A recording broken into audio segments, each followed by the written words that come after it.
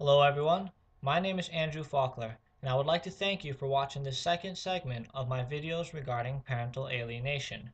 For those who do not know, my youngest brother Jacob is a current victim of parental alienation, and these videos are to clarify any doubts and/or questions you may have regarding my campaign for Jacob.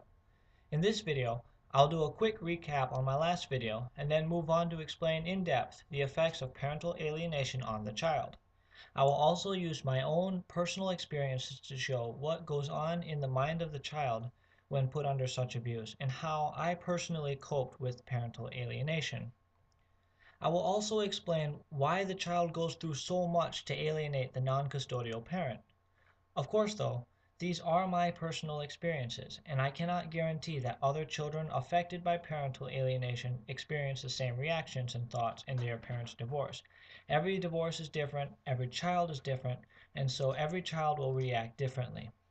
I do hope I can give you an idea of what can happen to a child subjected to this form of abuse. So, for a quick recap on my last video, which was titled Parental Alienation Part 1, I defined parental alienation as the act where the custodial parent teaches the child to avoid connection with the non-custodial parent using various psychological manipulations to implement the isolation from the non-custodial parent. The various psychological manipulations I described were complete isolation, exploiting the fear of abandonment, harassment of the child and the alienated parent, and rewards for compliance. For more background information regarding parental alienation, feel free to watch the video Parental Alienation Part 1, in which I explain the bigger picture. But for more information regarding the psychological manipulations used in parental alienation, this video and the next three will hopefully shed some light. So, in my last video, I stated complete isolation as one of the first means alienating parents enforce parental alienation. This was the first thing Gloria did with my brother William and I. She made it clear to my father that we were to cut off our mother and she would replace the mother figure. Gloria stressed that it was in our best interest and that co-parenting would result in more pain for the children. Since Gloria was specialized in the educational field, my father reluctantly acceded. Gloria then proceeded to cut William and me off from our mother. Phone calls were not answered. Letters and packages were sent back. Christmas presents were sent back. And though the divorce papers stated William and I were to spend every other weekend and 2 weeks in the summer with our biological mother, even that never took place. We were constantly told by Gloria she was going to raise us to be better than our mother. Gloria blamed the divorce on my mother and she told us that our mother didn't love us. However, with at the end of these conversations, Gloria would always finish with a line saying something like, "Mama will take care of you," or "Mama is here," something like that, where she is trying to take over the mother role. And what this means is Gloria slowly wiggled herself in the mother position of our biological mother was supposed to be in, and the cuckoo like the cuckoo bird in another bird's nest, she pushed everything out.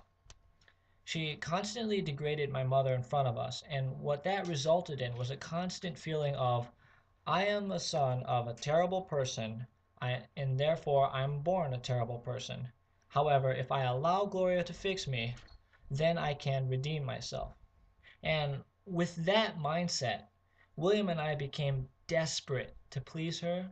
And the sad thing is, neither one of us really understood what was happening. Consciously, we were thinking that our new mother was better than the old one. But if you break it down, the subliminal message was, I am the child of an evil person and I need Gloria's healing to become someone of worth. And so, to further cut us off from our mother, Gloria would say something like, "You are just like your mother," whenever we got in trouble. And the most common labels Gloria called our mother were liar, cheat, thief, disrespectful. And what this did was strengthen the idea that we needed her salvation. We didn't want to be terrible people, and we believed we needed saving, and Gloria made herself to be the goddess of salvation. And this never stopped. It was 12 and a half years where she would always remind us, We were born to a lying, cheating, and thief of a woman, and we would need Gloria to save us. And she stressed no one else could save us except Gloria. I can tell you right now, there are no positive sides to this treatment. As a child, I was angry about the divorce. I did ask the question, why can't mommy and daddy be together? However, after a year or two, I stopped caring. With Gloria's built-in mindset, I no longer paid attention to my own mother. I knew I could never get Gloria's approval by having any associations with my own mother, so I learned to repeat what Gloria told me to say. I am sorry. I don't want to talk to you, Faye. Please stop calling me. I already have a mother. I mean, this was the kind of robotic and mechanical persona I developed to deal with my own mother. I even stopped calling her mom and only called her by her first name. So before I was even 7 years old, I was taught to disown my own mother. My brother William followed suit after me, and he is 2 years younger than me. Just sit back and think about that for a second. This is how I believe we pass so much time without our mother. It is not the constant hatred built inside of us that fueled the alienation. It was the indifference. After 2 years, I forgot my mother's personality. After 4 years, I could not even picture what she looked like. To most people, I would tell them Gloria was my mother, and she saved me from my biological mother. I repeated this so often that it became the only truth I had. In my mind, it felt like the alienation was my idea, and that my mother deserved it. And I can tell you right now, such thoughts are not born in a child's mind. The last thing I will mention regarding isolation is social media. In 2009, I asked Gloria if I could make a Facebook account. Nothing out of the ordinary. I was 13 at the time. We were living in Singapore, and I wanted a way to talk to my friends in Michigan. However, Gloria became incredibly angry. It was one of those circumstances where I was truly left baffled. Gloria made the argument that I was not old enough to have a Facebook account. Okay. She made comparisons saying her eldest daughter was in her 20s when she made her Facebook account, and her eldest son was also in his 20s when he made his Facebook account. Bear in mind, Facebook was founded in 2004. And that was the foundation of her argument. I was not over 20 years old, so I can't make a Facebook account. Okay. Well, either way, I waited a few months before I made one anyway. About a year later, William made his Facebook account. By then, our biological mother found out we she found out that we had a Facebook account, and she tried to reach out to us. Now, though William did not reply to her messages, somehow Gloria found out that our mother sent William messages, and she burst out in anger and began scolding him, telling him he was as worthless as his mother. Gloria scolded him for being ungrateful and that he was taking advantage of her. She then proceeded to scold me, as she felt that we were both secretly communicating with our mother. She called us cunning bastards. She told me it was my fault that this was happening, and if I didn't make a Facebook account, then William would not have, and thus this situation would have never happened. Of course, throughout her scolding, she called our mother many, many different insults and vulgar names to accentuate her point. It was obvious that she was upset because she didn't want us to communicate with our mother, and that was the core of her argument against Facebook. It reminded us that every time she said it was fine to have a relationship with our mother, she was actually lying, and it made us feel as though we're purposely hurting her by choosing to have any connection with our mother. Not to forget that by purposely hurting her, we're bringing back the mindset that we are the children of a terrible person and we need saving. So what this achieves is the severing of the cord between William and I and our biological mother.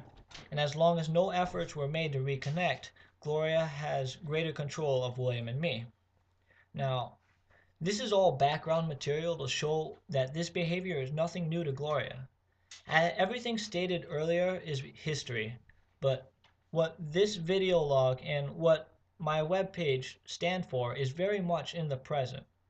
Gloria is subjecting my youngest brother Jacob to the exact same kind of child abuse. However, in Jacob's case, it's magnified because not only is he being alienated from his father, but also his two brothers, whom up till May 23rd, 2013, he was inseparable with. Further, while Jacob has a large extended family in Singapore, Gloria has cut him off from 90% of the family, aunts, uncles, and cousins. And it must be stressed, Jacob is an extremely social person. And so, as a consequence, the level of suffering he goes through due to having many relationships cut and blocked is incalculable. Jacob's only 11 years old. He does not deserve this kind of treatment. He does not deserve to have people, he does not deserve to have to tell people that he does not want to talk to us because of Gloria. He does not deserve to have his recreational classes like guitar classes canceled because it's another way we tried to communicate with him. He does not deserve to have his email account shut down because Gloria knows we will try and send him emails. And that is why I call to you. With your help, as a team, we can stop this. I know it. And I believe in it so strongly that nothing else is real for me. The idea of failure is inconceivable for me. And so we as a team can put a stop to Jacob's abuse and we can bring him home. Now, I would like to thank you for watching this video. If you have not subscribed to our website or liked our Facebook page, I urge you to do so at www.jacobfaulkner.com and like and share us on Facebook at Bring Jacob Faulkner Home. We also have a Twitter page. Username is @TheFaulknerTeam. Please help us spread the word and share our videos and articles. Once again, thank you so much. And with your help, we can bring Jacob home.